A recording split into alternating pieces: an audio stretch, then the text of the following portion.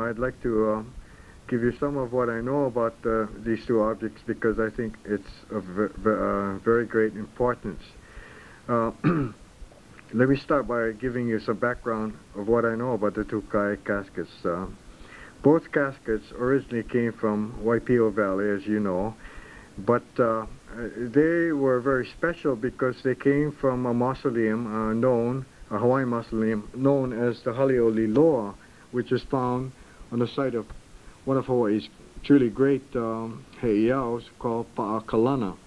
Now, in and about 1825 to 1828, Ka'ahumanu, who was a co-ruler to Kamehameha II and III, or Kuhina Nui as she was called, and in reality the real ruler of the Kingdom of Hawaii, issued an edict in effect demanding that all practices with regards to the ancient kapu system and the worshipping of idols and gods normally found throughout the Hawaiian Islands be abolished. This being done, the Paʻakalana heiau and the Liliuokalani were destroyed. Now, the two caskets were taken from Waipio Valley and taken to Honaunau, where they were joined by the remains, or they were bundled with the remains of the Liliuokalani. The Liliuokalani, of course, was the counterpart of the Liliuokalani. It was a mausoleum, differently built. The wood built or utilized in Liliuokalani was different than that of Liliuokalani, in that it was made or structured by using kawila wood, which is the hardest known wood of in Hawaii. Well, anyway, there were, from what I understood, the bundles taken from Liliuokalani were not in ka'ai forms. Most of them were merely wrapped in olona, using olona cord, and wrapped in black tapa. Now, in about this time, the bundles, including the two ka'ai, were gathered and taken to a sacred cave on the cliffs of Ka'awaloa, known as Pali'o and they were interned there, and I think it was the intent and purpose of Ka'ahumanu to have the Pali'o as the final resting place for the Keawe line rulers and the Lilo line rulers, which of course were the two remaining ka'ai caskets. However, in 1825, Liho and his wife, by the way, his half-sister, Kamamalu, died in London, England, of the measles. Kamamalu, by the way, was the daughter of Kamehameha and Kahehe Malia, or Kalakaua as she was also known. And the bodies were taken back to Honolulu, and prior to their arrival, Ka'ahumanu had received word far in advance of their bodies reaching Honolulu, had erected on the site known as Pohukaina, which was land owned by Kekauluohi, who was also the half-older sister of Kamamalu. Her mother was also Kalakaua, or Kahehe Malia, the younger sister of Ka'ahumanu, and her father was Kalaimamahu. So she was the mother of Luna Lilo. But anyway, on Pohukaina, Ka'ahumanu had erected a huge wooden frame house with a false floor. And the floor contained a false floor, which when lifted went down to a huge basement where the bodies of the king and queen were entered. Now, you have to understand that the bodies were ordered by Ka'ahumanu from Waipio Valley to Pali'o in Ka'awaloa, then again to the first modern-type mausoleum built for Kamehameha II and Kamamalu, so that the Keawe line bones and the Lilo casket and Lonoikamakahiki caskets were entered with the bodies of the king and queen. And again, Ka'ahumanu saw fit that this would be the appropriate place for them to be buried. Now, subsequently, every high-ranking Niho Palaoa Ali that passed away from 1826 on up until 1865, when Lot Kamehameha, or Kamehameha V, was the king, was interned there. They were buried in there. So the mausoleum itself was very crowded and cumbersome. Now, the site of this mausoleum can be recognized today. It's on the complex, within the complex of Iolani Palace, and it's a mound to the right on the King Street entrance, and surrounded by a wrought iron fence without any plaque or any indication that it was the first Royal Mausoleum. It has nothing, no information whatsoever. Now, in 1865, Lot Kamehameha saw fit to build a mausoleum known as Mauna Ala, the Royal Mausoleum that we all know in Nuuanu, strictly or specifically for the Kamehamehas and their ancestors, which of course included the Keawe line bundles taken from Hale Naua. Now, this took place in 1865. I doubt very much if other bones, not necessarily related to the Kamehamehas, were interred there. And I say that because Kekaluohi was refused permission to be buried at Mauna Ala. Subsequently, when Lunalilo became king, he had a strong dislike for the Kamehamehas, and when he passed away, authorized that his body not be placed in Mauna Ala, but instead at Kuhioʻs Church. Now, this is an example. So I must conclude that the bones or bodies or remains of the Kamehameha line rulers and the Keawe line rulers, and only them, with the exception of John Young, who was the governor of Hawaii and one of Kamehameha I's confidants. They and they alone were interned originally at Mauna Ala. The two ka'ais in question were taken from Pohokaina, but placed in a chapel area in a box and not interned at all, but left there to whatever. Anyway, in and about 1918, prior to his death, Kalanianaole, Kuhio, requested that the Bishop Museum take these two ka'ai caskets and be responsible for the care and upkeep or maintenance. Now, in 1953, while playing for the Washington Redskins, I was between jobs or between seasons. I took a job with the Bishop Museum, and I worked under the curator there, Mr. Ed Bryan, who asked me if I would undertake the inventorying of most of the artifacts contained or entrusted to the care of the Bishop Museum, which I did. I was told that 5 boys from Kamehameha School would assist me in this project, in which they did. In the process of taking inventory, and pardon me for saying so too, but I was led to understand that a proper inventory was never taken up until that time. And during the course of my work there, I stumbled onto a chest or a huge iron container buried under much rubbish and debris and so forth. Now, the thing was locked, so we pried it open with crowbars and so forth, and when we went into the container, we saw the 2 ka'ai caskets that we read about so much today. I immediately took both of the ka'ais downstairs where Kenneth Emery looked at it, Mr. Bryan, and a fellow by the name of Lathrop, who's an engineer there. This is when I first learned what a ka'ai casket was, and if my memory serves me correctly, the larger and older of the two was that of Liloa. It was a plain sennit wrap type of, using a basket weave, in a spiral type of weave that is very, very unique. The other smaller but more elaborate one originally contained 2 mother-of-pearl eyes with a nut representing the pupils. And the thing about the Lonoikamakahiki ka'ai is that the upper half of his body, especially the skull area, originally was covered with red feathers, probably Evie or some of the red birds that lived at that time. But during the course of the 100 or so, 200 years, whatever it is, the feathers were very sparse, but you can see originally where they were covered by feathers.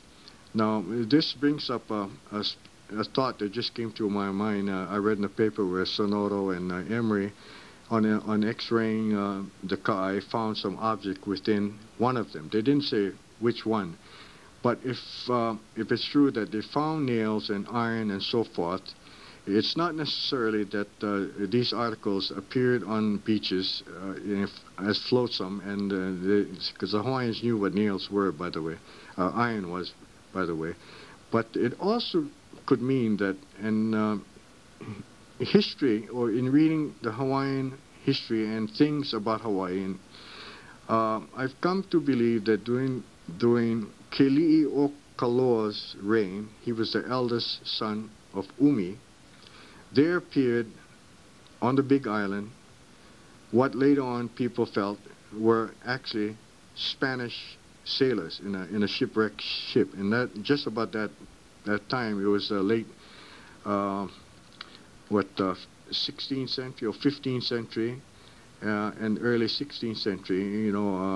The Spaniards plied between Panama City or Panama and Manila. So it's not out of the question that one of the boats may have gone astray, landed on Hawaii, and you hear the term ehu, or light-skinned Hawaiian and so forth, so that the contents found within could have meant that it was a treasure, and it goes right back to when these people, appeared on Hawaiian shores. I don't know, maybe it's a lot of bullshit, but that's my thinking. Anyway, I found those caskets, and personally, I was very appalled at the condition. I feel very strongly now, more than anything else, in that the Bishop Museum was remiss in caring and maintaining for sacred objects like the Ka'ai. They represent an era of greatness as far as I'm concerned, and they're very sacred. And it shows that these objects or artifacts, as important as these, should be properly housed, either by private funds or some funds, generated for that specific purpose. Now, other items that I stumbled across in the course of my work at the museum was that I found two containers, and again they were in deplorable condition. When I opened one of the containers, there was a face of our Queen Liliuokalani, who passed away in 1917. The other one contained her right hand, and on it you could see where she wore chains, signifying that she was a prisoner in her own land. But I think very few people know that a death mask was made of Liliuokalani, whether it was her request or whether it was requested by who knows. The Bishop Museum has it in its possession. Prior to my finding it, nobody knew or mentioned it. Nobody knew they existed. The third article that I found, and it follows the same line. No one told me to look out for it. Nobody told me that they had it. I just stumbled on it. It was in a huge box container. When I opened it up, it was an Edison type of cylinder crank phonograph machines. In 1891, you know that King Kalakaua passed away in the Palace Hotel in San Francisco, and just about that time, Tom Edison had invented the phonograph. And it's my understanding that 1 or 2 days prior to his death, they did make a recording of Kalakaua's voice and a speech to his people of love and affection. And this machine, after I found it, was taken down to Mr. Lathrop, the engineer there. We put it in working order, and after he cranked it, you could imagine how surprised I was to hear the king saying in very clear Hawaiian, and I still remember the words because somehow it just stayed within my mind. And he states "Aloha kaua." Then he spoke in Hawaiian. I, not being able to understand Hawaiian, I really don't know what he said, but I know it was a farewell speech. And I think you people at OHA, or whoever's interested in Hawaiian, again, should get these artifacts because they're so important to our people. Get it properly housed, get it transcribed, find out what he really said, and let the Hawaiian people know that Kalakaua did give a farewell speech. And he wasn't, you know, he wasn't a playboy or a lot of other things that people make him out to be. He was our king, and what he had to say was very important to our people, now more than anything else at the time in the world. The other item that I'd like to talk to is just months before I took a job at the museum, I found that the Prince Kuhioʻs prize racing canoe, the Aa, was taken by Herbert Dobson to his Lanikai home. Now, if you can imagine, this is one of the great treasures, you know, of the Hawaiian people. That canoe had never been beaten in a contest using Hawaiian paddlers. It was a beautiful boat, close to 40 feet long, and it was probably better than any type of canoe you can see today. But it was taken by Herbert Dobson, who was a trustee there, and as far as I know, it still remains in his family. In exchange, or to justify his taking this canoe, he gave to the British Museum a 4-man fishing kona canoe, which is, you know, is not a fair exchange. On one hand, you have the greatest racing canoe ever, you know, in exchange for a 4-man fishing canoe. So I'd like to end by saying that I hope this has given you some insight with regards to the Ka'ai caskets, and especially some of the real valuable things still contained in the museum. For example, the 27 calabashes containing all the ritual embellishments found and practiced and utilized by members of the Hale Naua Society created by Kalakaua, and many, many other things. I can still remember seeing hundreds of Niho Palaoa scattered all over the floor and so forth, fish hooks and everything else. I pride myself in thinking that I gathered these items up and properly placed them in more appropriate order. However, Kinau, let me end by saying that in the near future, I think you're going to have many people come up with false claims. You're gonna find that everybody wants to claim being related to Kamehameha, to Liloa, to other kings, and you know they're promoting themselves. And I think it's essential, in order to forestall or to overcome all of these claims.